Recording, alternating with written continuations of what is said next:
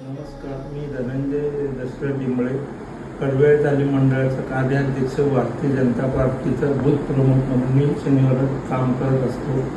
तर माझ्या डोक्यात बरेच दिवस चाललं होतं की आपल्या घरात पुण्याची संस्कृती जपण्यासाठी महाराजांबद्दल आणि कडवेळ तालीम मंडळाची जी मूर्ती आहे पेशवेकालीन एका खोडातली चंदनाची, संपूर्ण भारतात अशी मूर्ती कुठं बघायला मिळणार नाही. फक्त कडवेळ तालीम मंडळाची 1934 साली स्थापना झाली.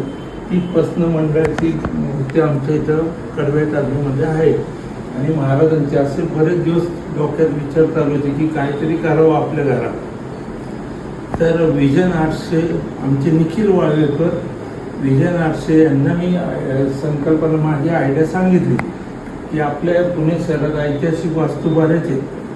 लाल महाल आहे, विश्रामबाग वाडा आहे आणि आमच्या डिंबळे सर पाटील घराण्याची रथ असतो पूर्वकालीन कल्याण गावचा, तर ती पण आम्हाला त्यात ॲड करायचं होतं. आज हे बघा, कडवेळ तालीम मंडळाची मूर्ती पण आहे, रिद्धी सिद्धी आहेत, शिवकालीन मुद्रा आहे, तिथे महाराजांची मूर्ती आहे.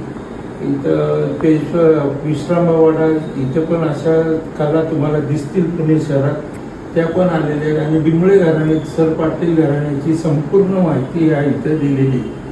अशी फ्रेम आम्ही घरात केलेली आहे. त्याबद्दल विजन आर्ट्सचे धन्यवाद.